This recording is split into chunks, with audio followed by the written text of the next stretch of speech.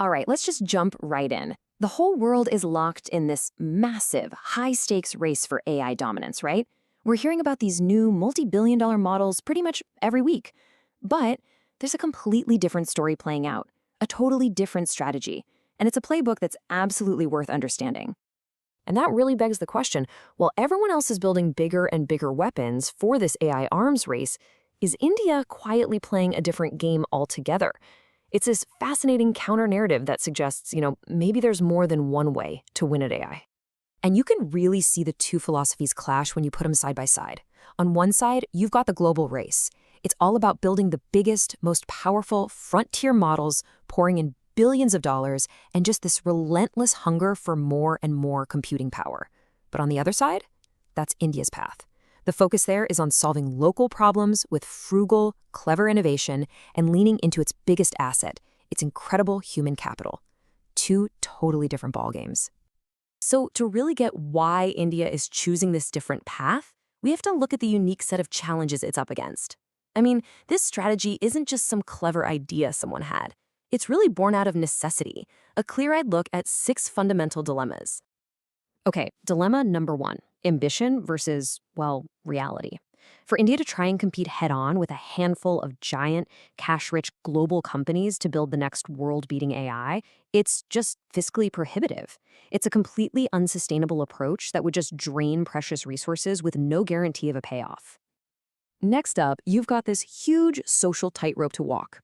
In an economy like India's, with so many people, just rolling out AI for maximum efficiency could displace millions of workers way faster than the economy could ever absorb them. So the real challenge becomes, how do you use AI to make jobs better, not just get rid of them? All right, dilemma number 3, and this one's a biggie. It's all about control. If you rely on these proprietary, closed-source models from foreign companies, you get what's called vendor lock-in. You're completely dependent on a black box that you can't see into, you can't tweak, you can't adapt. For India, open source is the way to go. It gives you transparency, flexibility, and really technological independence. And this leads us to something most people don't even think about, the massive, kind of hidden cost of this whole AI race. We're not just talking about money here. We're talking about an absolutely insatiable appetite for energy and for water. And both of those are serious, serious constraints for a country like India. Just think about this for a second. Let this sink in.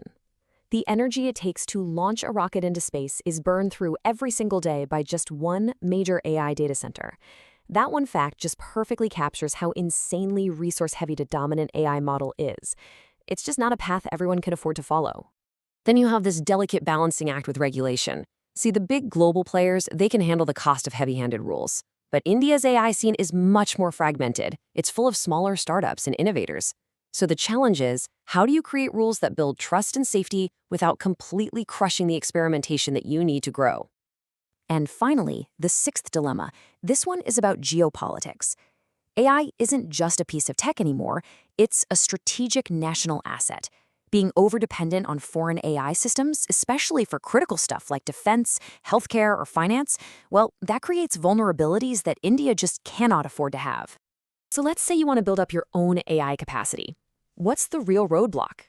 Well, at first, you think it's money, and yeah, that's a hurdle to start. But what's interesting is that over time, that part gets easier. The most stubborn long-term bottleneck is actually getting your hands on the hardware, the GPUs, especially when global demand is just through the roof. Okay, so we've talked a lot about the why, all the dilemmas that are forcing a different approach. Now let's get into the how. This is where we see it all come together into a really smart strategy, building AI from the ground up.